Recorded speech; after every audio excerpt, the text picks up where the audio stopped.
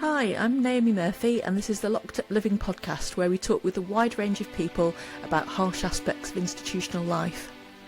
We also explore some of the ways to overcome them and to grow and develop. I'm David Jones. So join us every Wednesday morning, 6 o'clock UK time, for a fresh podcast. So good to have along today George Capone, who's a clinical psychologist, an accredited schema therapist, and really interestingly, a dedicated boxing coach with an interest in body-based therapies. And George, I believe, is specialising in offering non-contact boxing intervention. So really love to have you on today talking about something really interesting. Thank you. Yeah, excited to be here. Hello there, George. I'm David. Very good to meet you. So you've worked in forensic settings earlier in your career. And forensic is often a sort of area of practice that people either love or hate. What was your experience like?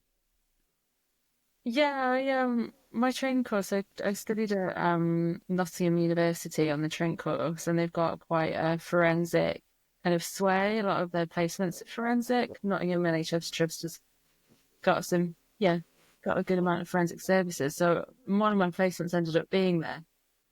And I really liked it. I think the first one was criminal justice liaison and diversion, which is really interesting.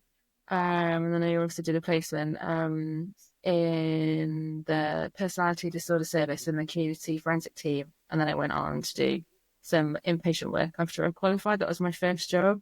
And you're right, people have strong feelings towards it, I think. But I also worked as a support worker in a forensic locked secure unit before I started the course. And I think that gave me a flavour that I would enjoy it.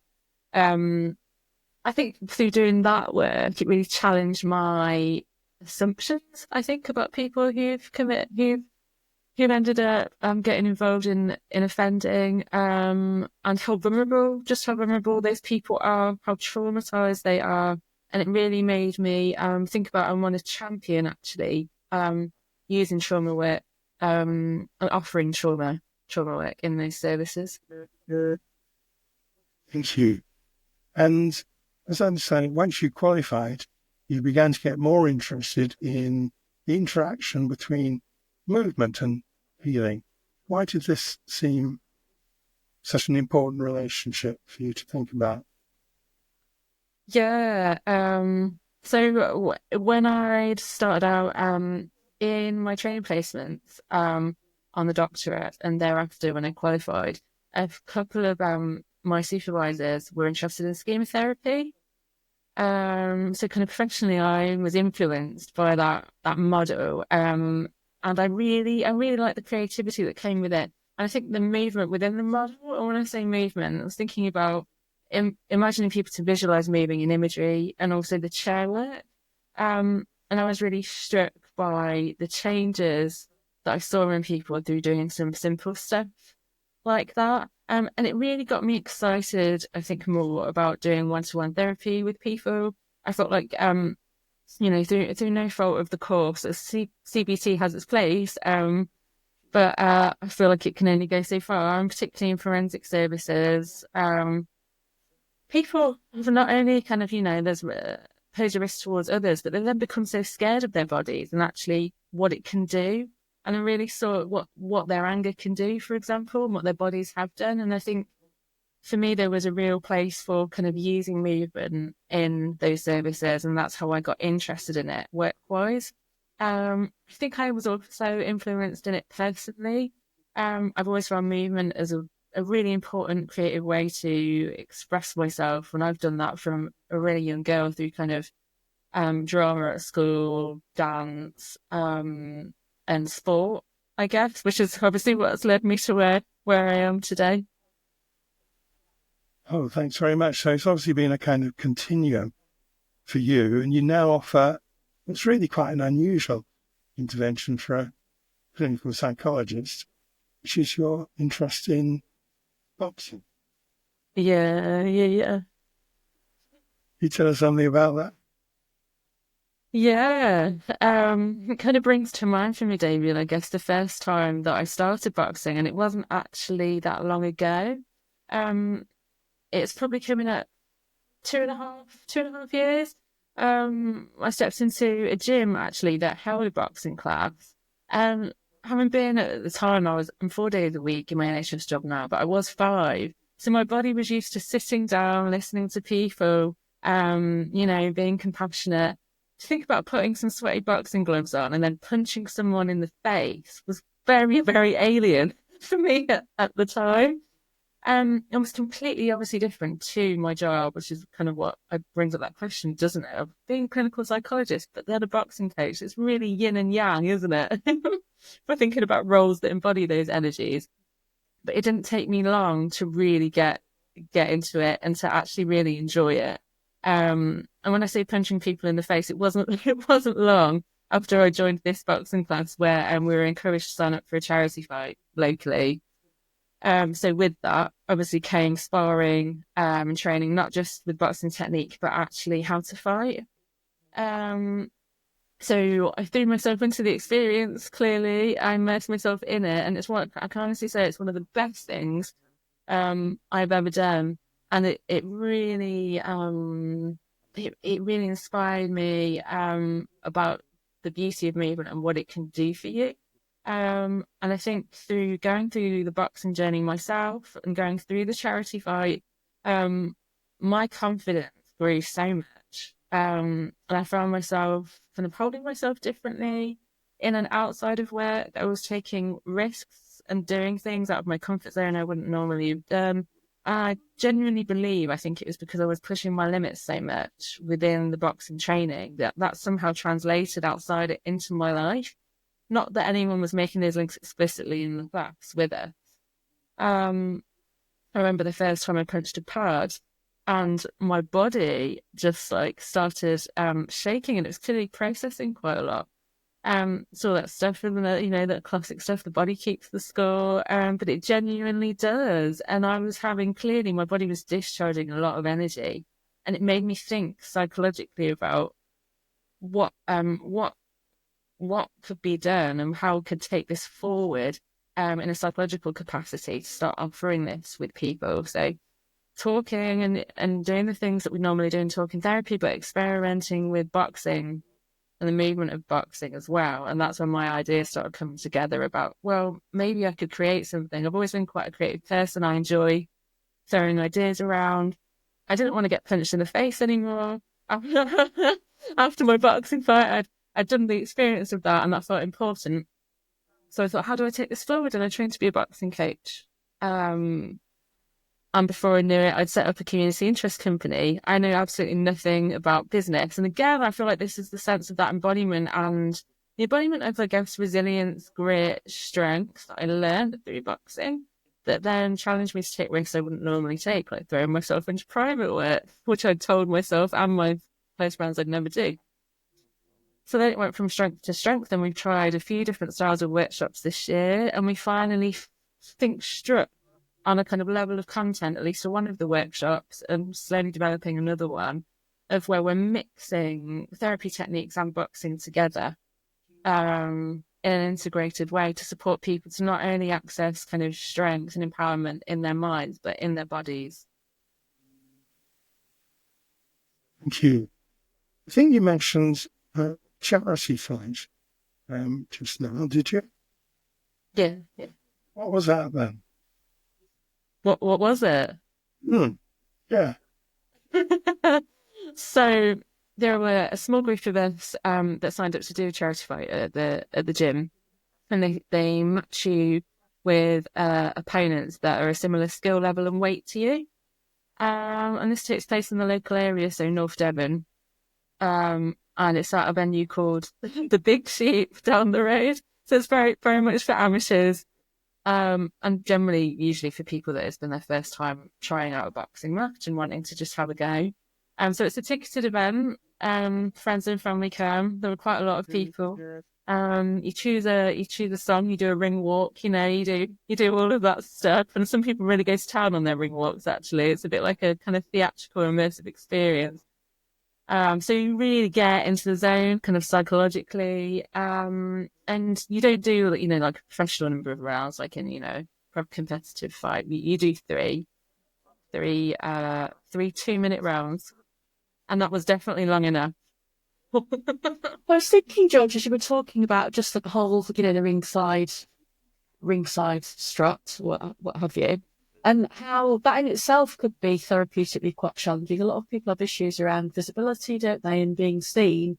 And obviously, when you watch with professional boxing, you've got the likes of was it Khan, who used to come out on flying carpets and all sorts of theatrical, really melodramatic things that were going to attract a lot of attention. But I'm just thinking about doing a charity box, that there is, alongside the fighting and the boxing, there is also this doing something where performative in front of other people that some people would find quite challenging, I imagine.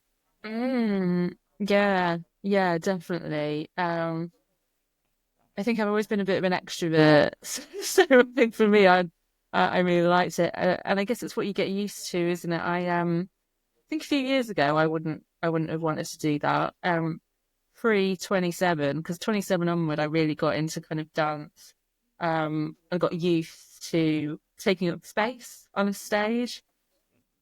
Before that kind of era of my life, I don't think I would have felt comfortable. And it was interesting because even kind of taking this outside of myself, when I'm thinking about some of the people that I trained with, I'm thinking about my friend Steve, who I don't think you'd mind me saying is generally kind of a bit of an introvert, quite shy. If you saw his boxing walkout, he came out to, I think, James Brown. I actually showed some of the ladies in my boxing workshop because it was an example of taking up space, and we used ring walks as an idea of how to do that. I wasn't putting people under pressure to do ring walks in the workshop, but we were using it as a metaphor. And I played them Steve's video. And he came out, and not only did he come out to James Brown, get up off of that thing, he was dancing around with his like boxing gloves on. It was a stage before you on the stage, and then you walk down into the ring, and everyone was on like either side, and he was loving it. So I do wonder if there's something about, if you're thinking about parts work or embodying. Boxing is so rich for metaphors and like embodying a part of yourself that can take up space, that is okay to be seen, be strong, all of those things. Thank you. I mean, you mentioned having 3 2-minute rounds as if it was relatively little, but actually fighting is very hard, isn't it? It's very demanding physically and emotionally. So I should imagine that was quite enough.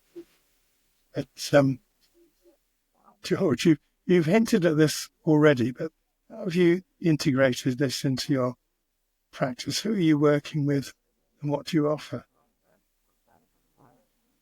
Yeah, who am I working with at the moment? So I'm working with, in a nutshell, women from the age of 18 years and upwards. I'm generally working with women who may or may not identify with having a history of trauma. So we've gradually widened our net, really. The first workshop started with just women who identified with having a history of having violence perpetrated against them. But we've broadened that now. So yeah, anyone who feels like they're looking for a stress release, need to feel empowered or need to feel more confident. And that's who I'm working with at the moment. And we've broadened. I've been quite busy in our first year. The alpha has extended from North Durban around Barnstable over to Crediton and hopefully Exeter next year.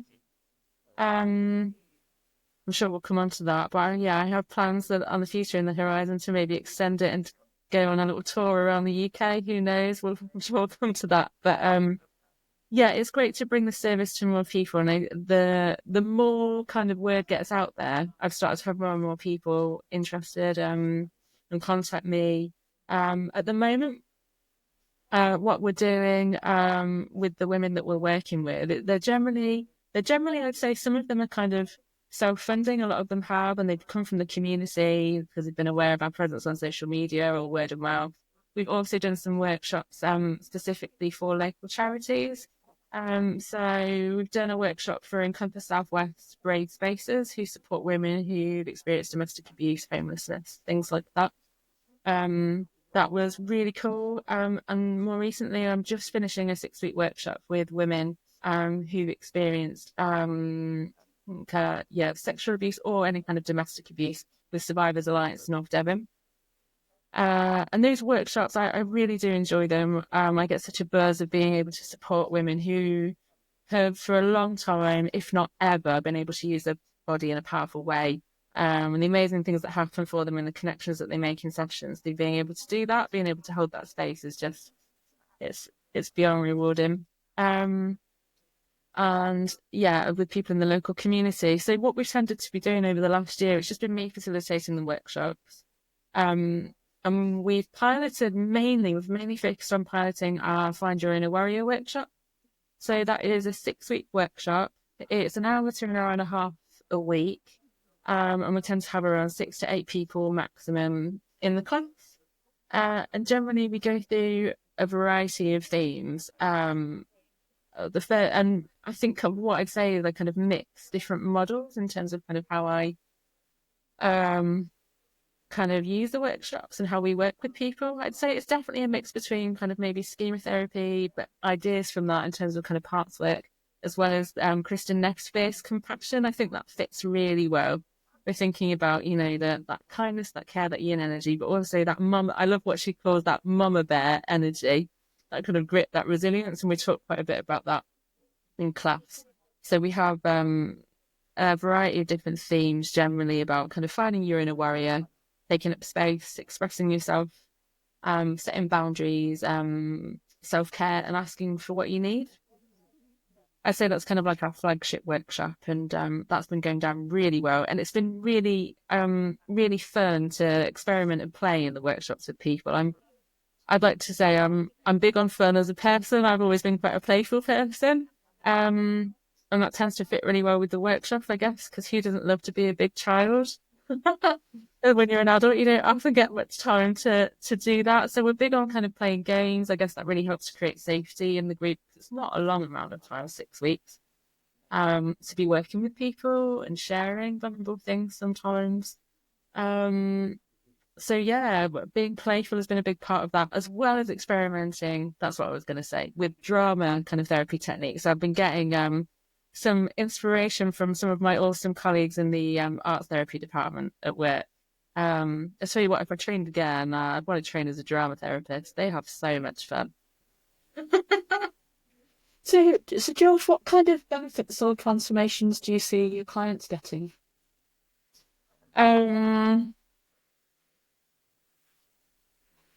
Yeah, and I'm trying to think, because it's really individual, and I think it's really individual for everyone. And I try and say to people, you don't feel like you need to come away from sessions and feel like, right, I've bossed boundaries now. But I think maybe some of the big things that I see, even some of the smaller things, which are equally as important, are people being able to take up space in the sessions and ask for what they need. There was a really simple thing today of someone sitting out and saying, actually, I just need to take some time out today. And I felt like that was a really big thing, because I'm not sure how easy, actually, I know that isn't always easy for that person to ask for that and name that. Other things like opening up in the group, being able to share things that they won't have necessarily shared with other people, about what's going on for them. For other people, it might be, if they're in a different stage of their journey, actually going out and setting a boundary with someone at work, or saying how something's made them feel, which is a really big step. And they get a really big buzz from that, which has been absolutely awesome. I think one lady in particular was able to set some real boundaries at work, and she's advocated for herself as she realised she was being asked to do kind of 2 jobs, as we can all get put in that position at times, when you get stretched and stuff. And she's now been given a new role that kind of recognises her skills.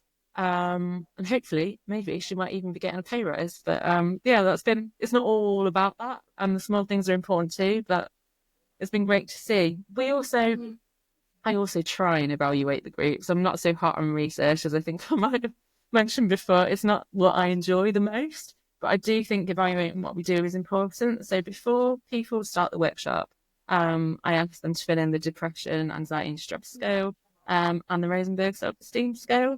And in our last pilot, I think we noticed some pretty decent changes there.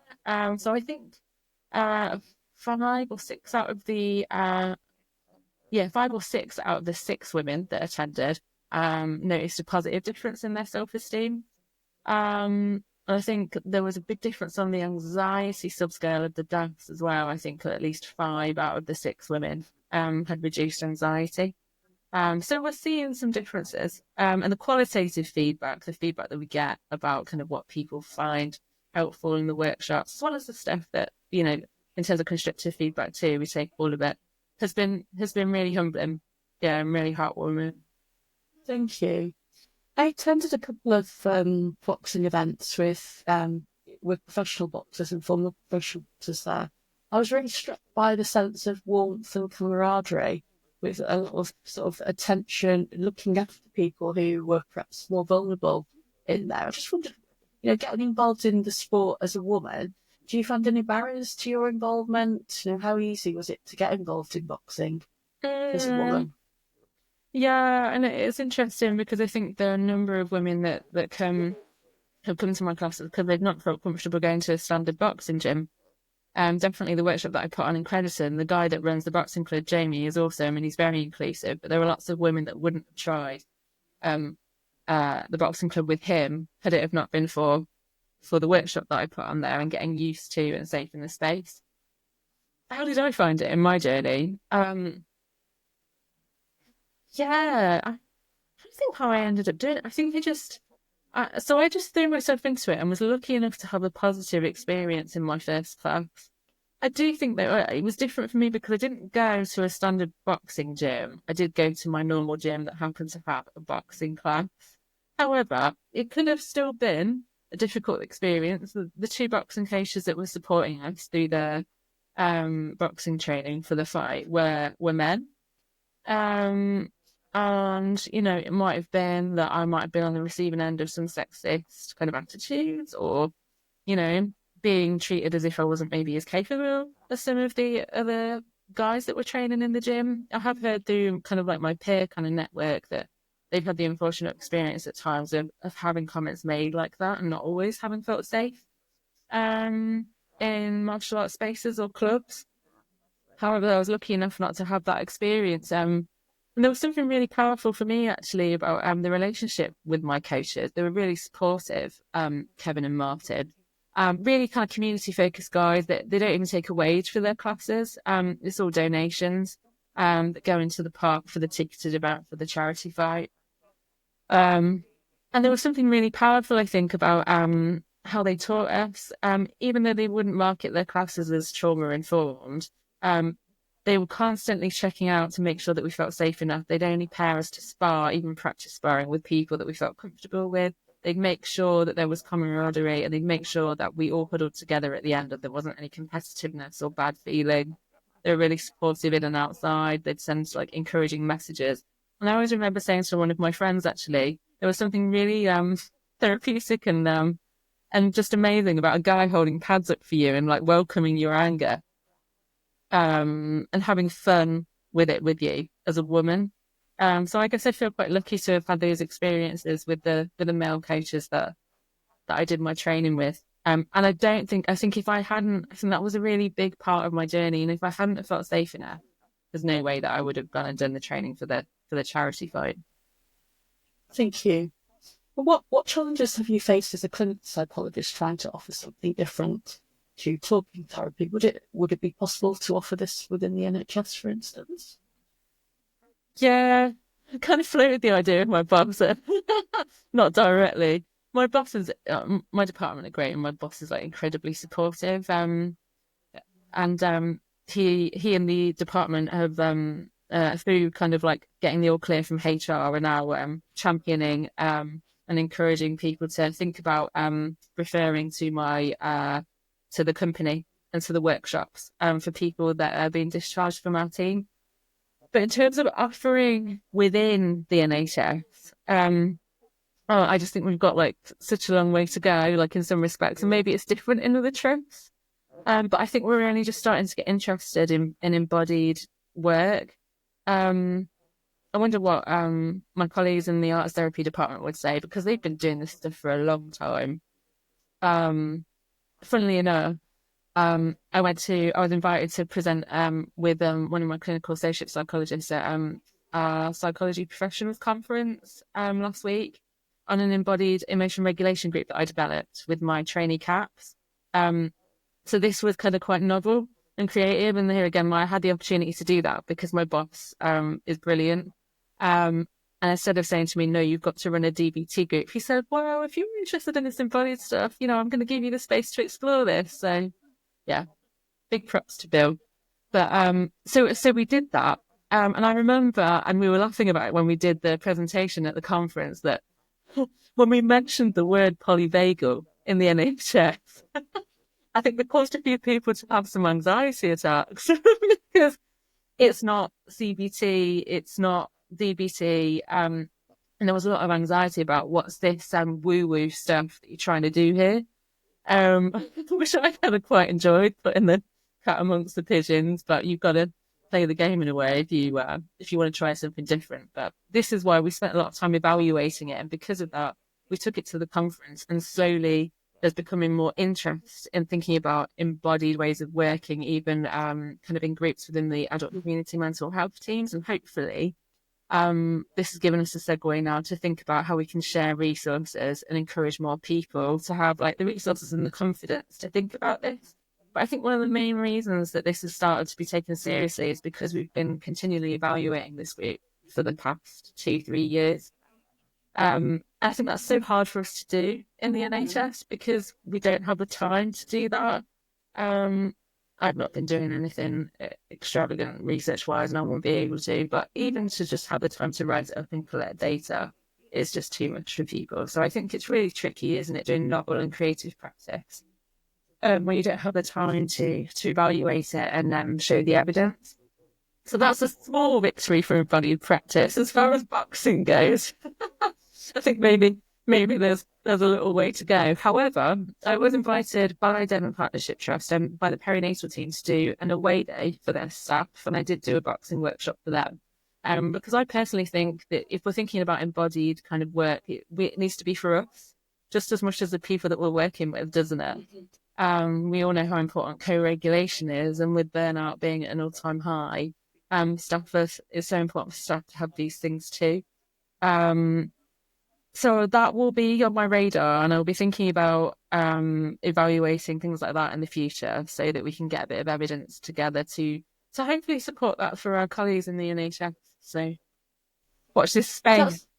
So that sounds like a big win to be able to offer that as an away day intervention. Yeah. And I think one of the things that really appealed when I saw reference to your work in that Facebook group for clinical psychologists was it really resonates with sensory motor psychotherapy, because one of the things you're looking to do is to enable people to access their fight response rather than be in freeze or collapse.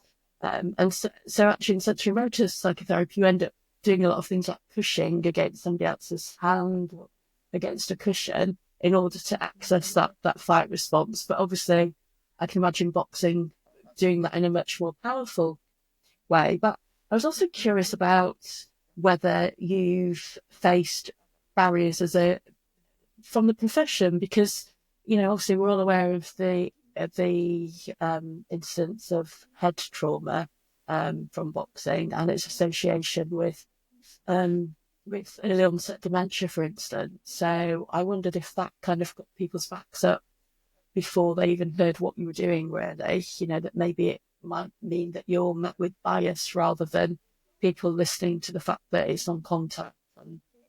Funnily enough, I haven't kind of done the hard sell with it in the NHS trying to get something up and running, but that's not come up yet. My kind of first thought, and I guess of what people might be worried about most, was like, oh, you're just going to really trigger people and overwhelm them. Yeah. And what do we do with that? I sense that there's which I think happened for me before I started doing more of this movement stuff, a real discomfort, I think, as professionals, or maybe like a psychologist that might not have done as much kind of working with the body training of, oh, what happens if we start moving, and this feels very uncertain. because lots of us haven't had the training to know how to use it, I guess, or what you could use it for. And I've never done training in sensory motor psychotherapy, and it sounds incredibly fascinating. And there are lots of kind of ways of being able to be much more skilled at it. But what I've noticed as someone who's only just at the beginning of their journey with this is actually there's quite simple things that we can do that don't have to be, that don't take a lot of kind of effort, or kind of like, don't take a lot of effort, or it's not necessarily going to change things too much. And I think sometimes it's more about people's anxiety, I guess is what I'm getting at, rather than there having to be a big shift in what we're doing already. It can be little things, even like people getting up and pushing up against a wall, like you were saying, Naomi. I think there's something, isn't there? You mentioned brain injury, but there's maybe something about triggering people and boxing as violence. I think that's a really big kind of stereotype that I do come up against quite a lot when I talk about boxing, because trauma-informed yoga has been around for quite a while, hasn't it? And when we think about yoga, I guess it makes much more sense to people. There's much more acceptance around how that movement could be therapeutic. Whereas for boxing, this is maybe quite new. And with any kind of, or like boxing or other martial arts, there's the fear of kind of, oh, it's violent, that might put people off. Let's get the risk assessments out. Well, yeah, I suppose also thinking about whether people use it appropriately. So just thinking about the idea that we know that a third of domestic violence victims are male, and actually domestic violence being more common in lesbian relationships than any other group. So then thinking about, are the women who come into your group women who actually really do need to be able to access that fight response in order to be, psychologically stronger? Or is there a danger of it being misused by people who want to increase their power and would then misuse power? And I guess that might be on people's minds. Thinking about kind of, I wonder how this would be, because obviously I work in the community now. But I wonder how this would be if I was suggesting this in a forensic setting. Yeah. Funnily enough, a memory does come to mind for me where I was supporting a man that, this was years and years ago, he was doing really well and working towards discharge in a low secure ward, and he wanted to get back into martial arts. And this was very much, his intention was very much because it's empowering, it could help him to find community, but there was so much anxiety about it, because it was felt that he would use that to make himself a weapon. And then that would, increase his risk towards other people. And I think that's really tricky, isn't it? Well, it is. I think it's one of those dilemmas that's there in prison work, is when people want to go to the gym or pursue those kind of interests, and what might be good for their mental health, but then it's always balanced against this concern of, is it going to be used inappropriately? I guess on an individual by individual basis. But something that does come to mind just on that note is, like, I think one of the things that maybe is missed sometimes in martial arts, and what I've heard from so many people about what they've gotten from it, is actually the discipline that it gives them and the self-control. I think often we think, violence, it's out of control, it's harmful. And actually, martial arts gyms can actually be some of the safest places to be, because of how people are taught to access that fight response and harness it using that discipline and that self-control that they might never have known how to access or use before. And that's certainly something, speaking from my own experience, actually, that's really helped me to embody and use my anger rather than feel frightened about it. Because I think as a woman, the way that we can be socialised at times, and men have a raw deal too. I'm not jumping on the bandwagon of women are the only people that have it hard, but there's definitely something about being socialised to be nice, and how that can make it difficult to know how to access our anger, and for some women being afraid of it. So through boxing and the breathing and actually the subtle things that I definitely didn't notice, of relaxing your body while accessing the fight response, it's been incredibly powerful.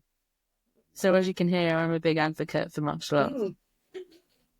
And how do you plan to take things forward in the future? Are you sticking with these workshops? Have you got ideas of other things that you want to do beyond your finding your inner warrior? Yeah, well, funnily enough, myself and my business partner, Lorna Evans, who's been absolutely brilliant. I couldn't have done this without her, as well as my other two directors. We sat down and thought about a 3-year business strategy, which sounds very formal, but it's exciting. And hopefully next year, the plan is to roll out a number of workshops, hopefully 2 a week, and access at least 100 women next year. There's also a plan to hopefully roll out the workshop 2 or 3 festivals around the UK, to build awareness of what we do and spread the reach further. I'm really hoping actually to create a package for companies with and basically think about creating an away day for corporations and market that as a way to fund or at least far fund workshops for women and make them more affordable for those who struggle to pay. And within that, hopefully raise funds for a commercial van kitted out with everything that we need to take the workshops on the road and do workshops around the UK. A much more long-term plan, potentially kind of 3 years or post 3 years, and hopefully be to host a retreat somewhere, potentially around Europe, and use some of that funding to hopefully be able to do a bit of outreach and humanitarian work in supporting women outside of the UK to access their fight response. And women who wouldn't necessarily be able to afford any of these workshops or support like this, which would be absolutely amazing, and is definitely an end goal / dream of mine. In terms of events that are coming up, what have we got on the menu? So I'm taking it slow towards the end of the year because we've had quite a busy year, but I will be advertising our workshops for next year from December 1st. The plan is to start a rolling boxing class. And that will start at the end of January, and that will be local in North Devon. So that will be trauma-informed kind of boxer-sized class, and then there'll be the boxing therapy workshops that will be rolling throughout the year. We do have a couple of local events coming up just before the end of the year. So as part of the 16 days of activism, so against gender-based violence, we've got a couple of events going on. We've had a really exciting meeting actually with Ella from Swanton Surf Sisters. So she runs a surf group for women around here. She's very much an advocate for female empowerment. She also works for North Devon against domestic abuse. So we've clubbed together to put on an event that's all about basically marking that event and the amount of women that have lost their lives to violence this year. I think it's 167, but actually Ella also reminded me of the women that have committed suicide because of domestic abuse. And that number is somewhere between like 323 altogether. So the plan is to do a yoga workshop, a boxing workshop. We're planning on creating a mural on the beach of an empowered woman with a local artist. And then we'll be doing a little ceremony and putting those stones in the sea. And we'll invite people to take a dip. So that's all very exciting. That's on the 1st of December. On the 5th of December, I'll be doing a free taster workshop on Find Your Inner Warrior as part of the 16 Days of Activism. And that's in partnership with Brave Spaces and Encompass Southwest. That's on the 5th of December. So yeah, loads of stuff on the horizon. We'll have to try and get this podcast out soon. Yep. So that does sound very liberating, and you've obviously hinted at this already. But what advice would you give to anyone who's interested to get involved in boxing as a well-being activity?